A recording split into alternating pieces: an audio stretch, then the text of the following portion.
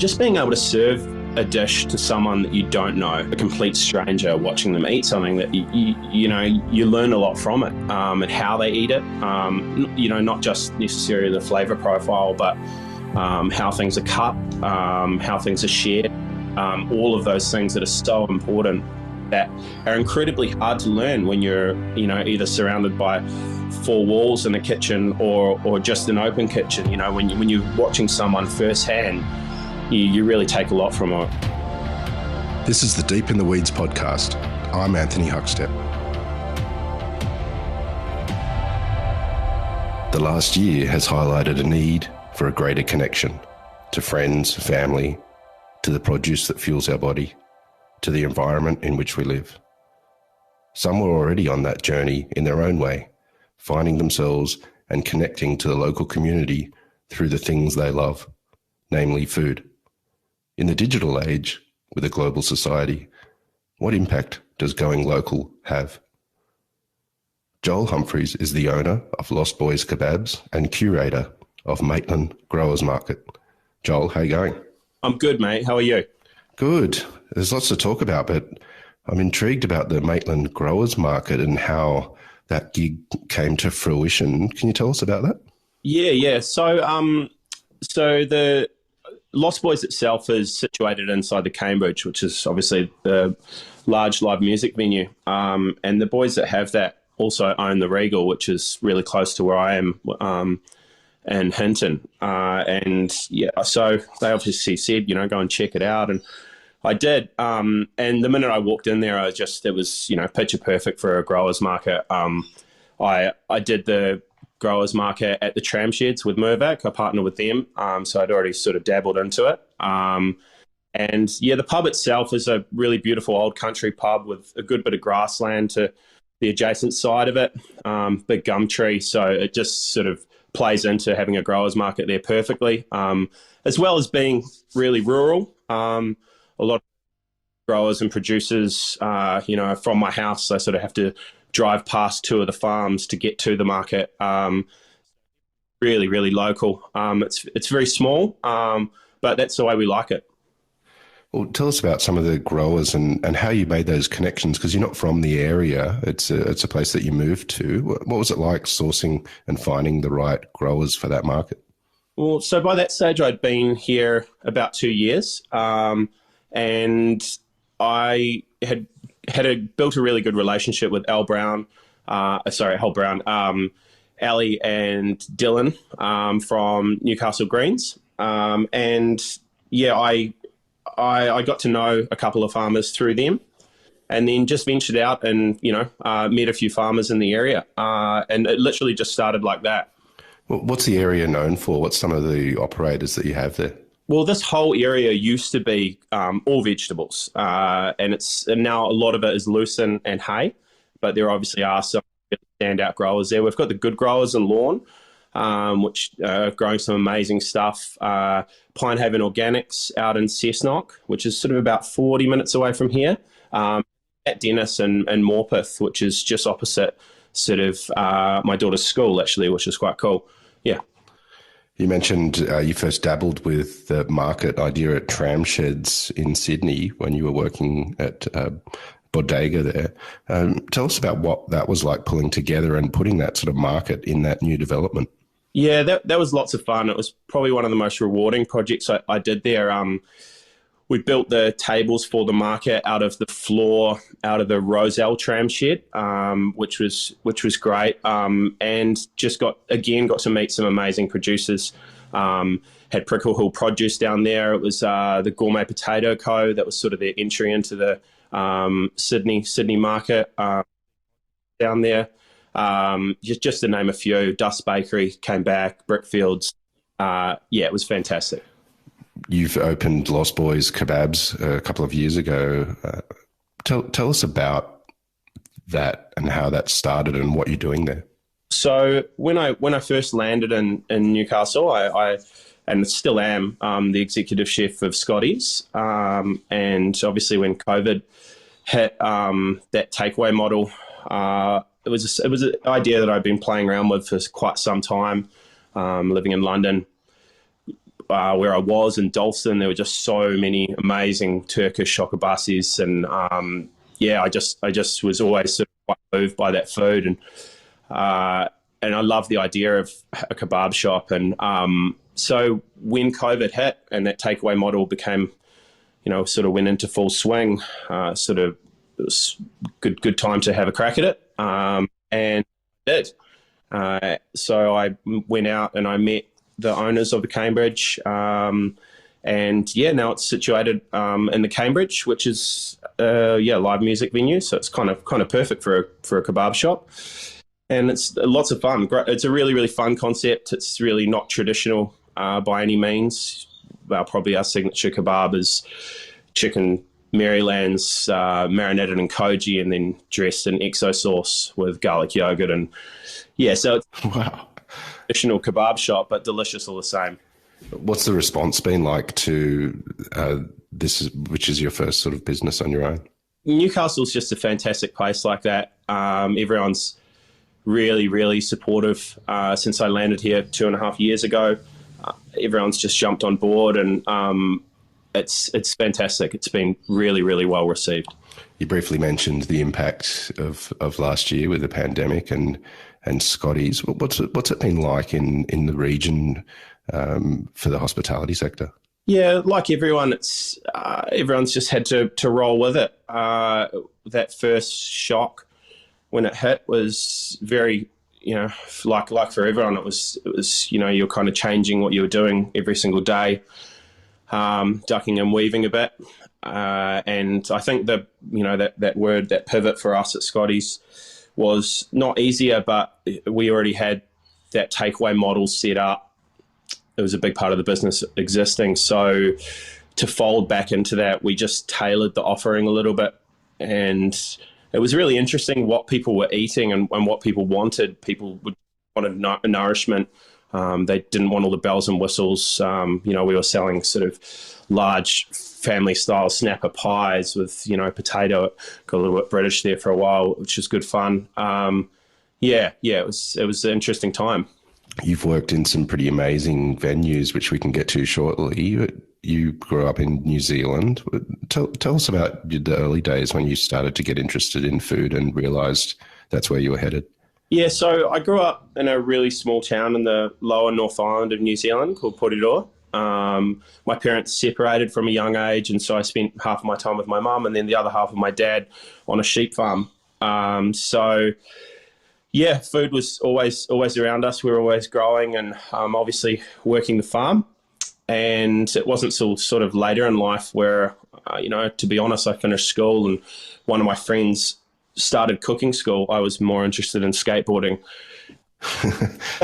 My dad kind of gave me a year to, delve into that and said, you've got a year to skateboard and then you've got to do something. And I think I spent about 2 months skateboarding and ended up jumping into a culinary course. And I remember my mum saying to me, I don't know how you're cheating, but you are. Then from there, I just finished schooling and worked in some really cool little Italian places in Wellington. And a good friend of mine, Richard Lermont, and myself were running a little wood-fire pizzeria, and got a joint bank account with the ambition to move to London with a short stop in Sydney, which lasted about 8 years, I think. Yeah. Well, that short stop in Sydney started at Rockpool. And tell us what it was like stepping into a kitchen like that after working in Wellington. Yeah, little country Kiwi kid into the big smoke. It was everything I thought it was going to be. I literally got off the plane and printed out my CV and spent the days just walking around giving. I think I had a good food guide, and I just walked into it and tried to give them my CV. That's actually what I did. And little did I know when I walked into Rockpool, someone had just sort of left, and I remember Mike McInerney was standing at the pass and said, I'm looking for a job. Hi, chef. And said, how long have you been cooking? And I said, it's 5 or 6 years. I can't remember what it was at that stage. And he said, no, you're too overqualified. And I said, no, I'm not. And he said, what? I said, no, I'm not. And he said, oh, we'll go sit in the corner then. So I did. I sat in the corner, and he let me sit there for a little bit, and then he came out and spoke to me. And I just remember, just looking into that kitchen and just all that copper and all that white, it was immaculate, immaculate. Had a little chat with Mike. I think his first question to me was, why are you a chef? Which was, I was, what was your age or something like that. So, yeah. And he asked if I wanted to trial tonight. So I did that. And, yeah, just started from there. Rockpool's one of the most amazing places I've worked. Incredible. Do you have any stories from chefing in those days? I know you worked with some chefs that have gone on to do some amazing things like yourself. Can you take us back there? Yeah. So, I mean, a lot of the chefs there are my best friends to this day. Graham Hunt, Nick, to name a few. And, yeah, it was just, like all in Neil's restaurants, you're using the best of the best, which is obviously incredible as a young chef to see that quality of produce come through, and just get to handle it firsthand and cook it really simply. We were working and doing quite a progressive menu at that stage in Rockpool. It was the original in George Street. And yeah, I just couldn't get enough of it. I absolutely loved it. It was a fantastic experience. You moved to another really well-known and influential restaurant of that era, which was Bistro Mon Coeur. Tell us how different it was moving to a kitchen like that. Yeah, I think towards the end of my time at Rockpool, I moved over with at the time. He was at Mon Coeur, and so we ate there a lot. And being trained in Italian, I'd always been so interested in French, and at that stage there was sort of nowhere better to go and get that really solid grounding of French cookery than Mon Coeur. So obviously very, very different restaurants. But I knew that it was something that I needed to do at that stage. I wanted to go and learn those classics. And that's exactly what I did. It was an amazing experience. Was the head chef at that point. Tom Walton was Sue. And yeah, it was just an incredible restaurant. It still is. I think, just doing those classic techniques, making 20 litres of creme pat or, 40 French onion soufflés early in the morning. Those techniques really stick with you and stay with you. And they have, to date, like all those classics, nothing can't be the classics, say. You left New Zealand to go to London via Sydney, and the pit stop was longer than you expected, but you ended up making it to London and working at St. John Bread and Wine. Absolute cult status among chefs. What was it like in that kitchen? Yeah, look, it was, literally from my time in Wellington, I had those books and that book at that stage, and I'd always wanted to work there, so it was really high on my hit list to try and work there. Incredibly hard place to get a stage, because you're working there next to people that had been there 10 years or plus, and it was one of those kitchens where every day was a little bit of a pinch yourself moment.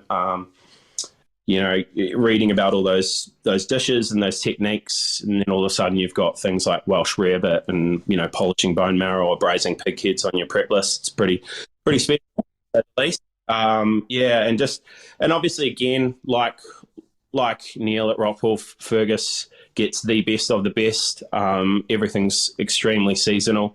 Game season was just it was mind blowing.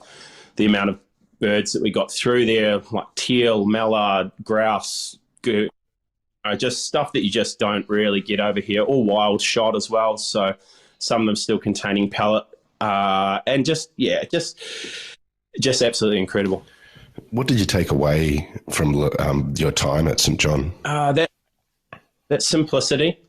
I also found it really fascinating from the minute I started working there, where extremely talented bunch of chefs there. We had Lee Turner as a head chef, Trisham, and Ben Sinfield was one of the sous. And I think whenever you get a bunch of chefs in a room, everyone's like trying to do something a little bit different. I suppose it's just how we are, you know. But there was always this utmost respect at St. John of, well, this is how it's done, or Fergus likes it like that. And it just, you know, everything was done a certain way. There's 2 eggs in that, not one. Use olive oil for that. This gets done in pig fat. And everything got done exactly the same. So when the season came around, when white asparagus came in, it just got served with melted butter, and that was it. And we didn't do it any different way. It was the same season in out, you know. And I think having that on offer for a customer that they know what's going to happen is really, really exciting. So that consistency and that philosophy of a restaurant was just, very, very strong. I skipped over a restaurant deliberately in your career because you were very much a part of Bodega as co-head chef with Nick Wong, and then part of the team that opened Bodega in 1904 many years later. Tell us about working with the Portenio Group. Their influence is undoubtedly amazing in Australia, but working with them and coming back to the fold to open a new venue. Tell us about that time. Yeah, look, amazing people, and really, really influential in my career. I think me and Nick, we were going through a bit of a fixed gear riding stage at one point, and we ran into Ben in Surrey Hills, and in so many words, he was sort of said, "Oh, me and Elvis are opening up this other place. It's going to be a little bit more traditional, and we're looking for a couple of people to take over Bodega and blah blah blah." And I think me and Nick rode like 30k that day and said about 4 words to each other and got off the bike at the end. And I said, "I'll just give him a call." And I think about 3 weeks later, we were working at Bodega. Wow. Yeah. So just one of those restaurants that is just so special. I remember when I first started, Elvis said to me, he's like, "Oh, it's like cooking in the middle of a house party." And I sort of thought, "Oh, yeah." And after a while, it was just so much fun. Every service was so much fun. I've never been able to experience anything that comes quite close to that. Having people dine on the bar at first was really, it was tough, because you wanted everything to look clean and perfect, and you wanted say the right things, and then after a while it made your night, getting to know people across the bar, serving them dishes that you were playing around with, and seeing them eat it firsthand and their reactions to it. My cooking personally grew so much in that time from just that interaction, which was fantastic, and I just haven't, it's a pretty unique space. Tell us about how your cooking grew through that period and how it changed. Well, just being able to serve a dish to someone that you don't know, if knowing people, you know that they're going to love certain flavors or certain things, but a complete stranger watching them eat something that you learn a lot from it, and how they eat it, not just necessarily the flavor profile, but how things are cut, how things are shared, all of those things that are so important, that are incredibly hard to learn when you're, either surrounded by 4 walls in a kitchen or just an open kitchen. When you're watching someone firsthand, you really take a lot from it, or less I did. After your trip to London, you came back, and as I mentioned, you were part of the group when they opened Bodega 1904 in the tram sheds. That was a very different iteration of Bodega. What was it like building that and creating that in a new precinct? Yeah, it was fantastic. Look, it was something really different, I think, to what all of us had done before, and sort of in a dining precinct. Building a restaurant with no walls or a roof was pretty cool. I sort of came on sort of halfway through the whole incision of it, and It was fantastic. It was, it was an incredible opening. It's probably one of the hardest openings I've done because it was so busy. I think at one point we had a team of like 9 cooks at Bodega just boning out spatchcocks. Pretty wild. And it just went on from there. I had an amazing team. Most of them that stayed with me until I moved on, which was fantastic. And then did the markets in the middle of that, which was, like I said before, really, really rewarding project. I want to talk about the food. You've been head chef of 2 iterations of Bodega, both a bit different. How much had your food developed and how much say did you have on the food that ended up on the menu there, given Ben and Elvis's influence? Yeah, so at the original Bodega, everything was sort of ran through them. And, it was amazing at that point, not having that sort of confidence, I suppose, being a little bit younger of whether this was good.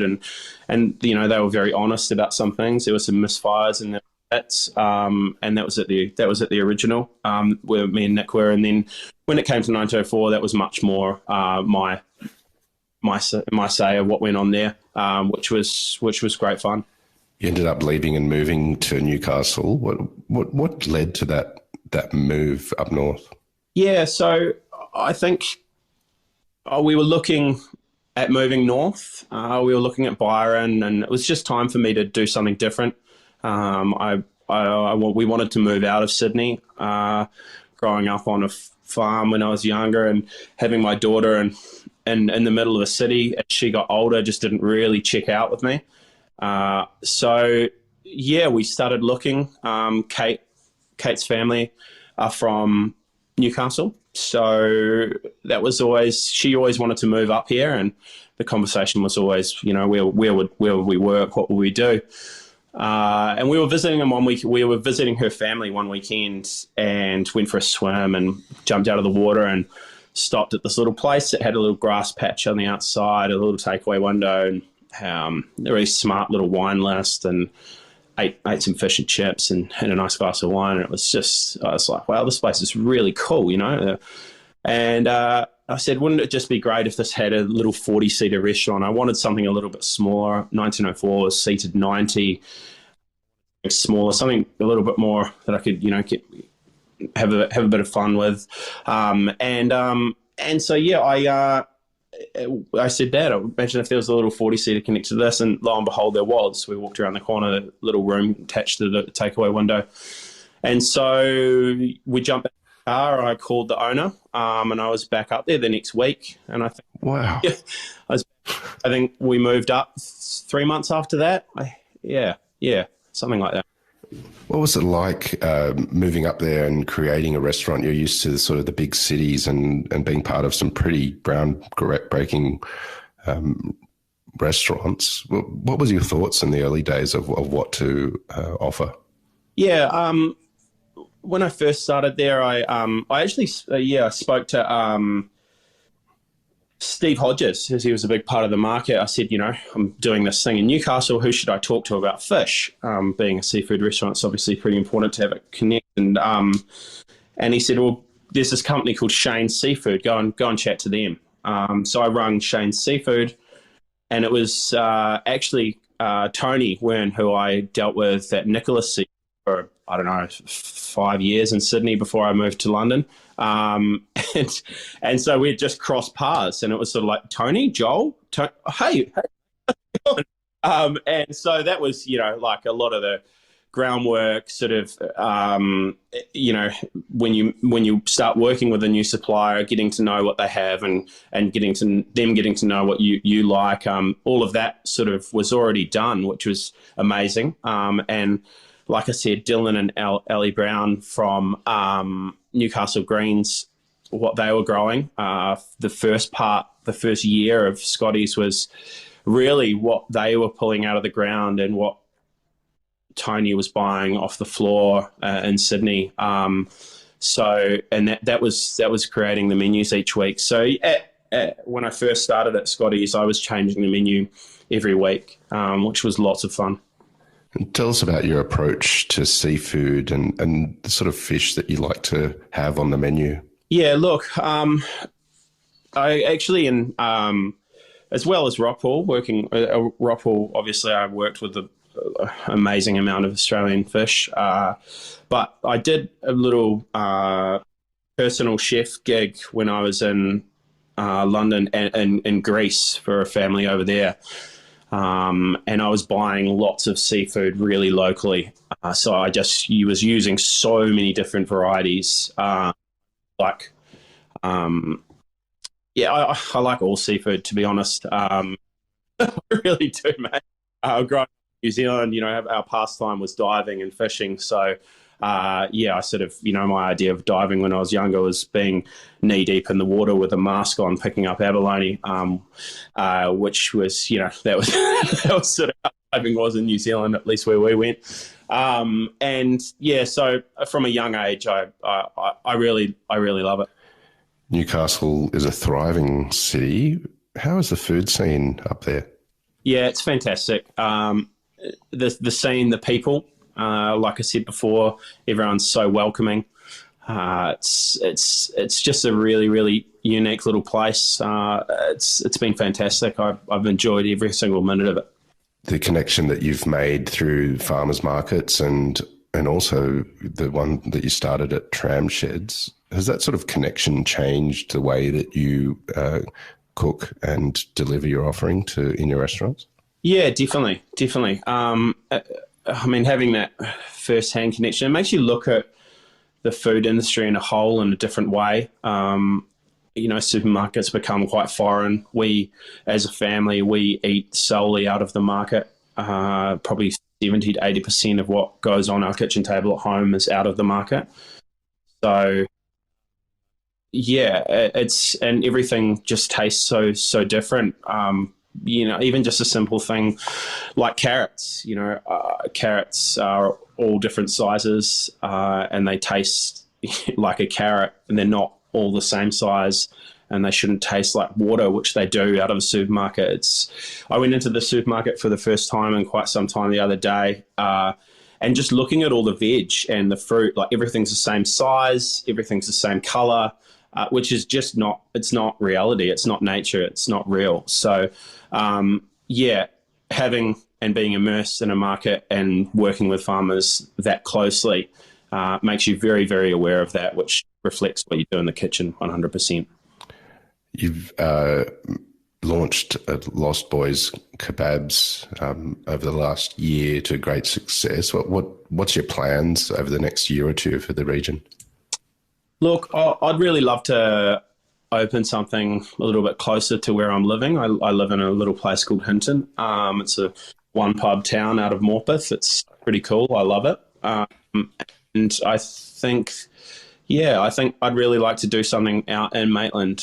It's where all the farms are close to from the market. So that idea is making sense to me at the moment. But these things change week to week, Well, regional dining in Australia has really blossomed in the last decade. What sort of offering would you have in mind for somewhere that's so remote like that? Yeah, I really like, for one, having a lunchtime venue. Lunch is my favorite time to eat. I love eating lunch. I think I'm getting too old to eat now. It's too late. And I've always loved eating lunch. So I think having a very, very seasonal restaurant with a menu that changes weekly or daily, that's where I'm etching towards at the moment. It sounds amazing, Joel, and we've loved having you on Deep in the Weeds today to hear your story.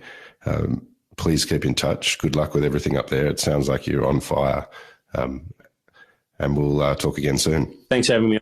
Cheers, Huck. This is the Deep in the Weeds podcast. I'm Anthony Huckstep. Stay tuned as we share the stories of Australia's hospo community, suppliers and producers in search of hope during this pandemic. Special thanks to executive producer Rob Locke for making this all happen. Follow us on Instagram at Deep in the Weeds Podcast or email us at podcast@deepintheweeds.com.au. Stay safe and be well.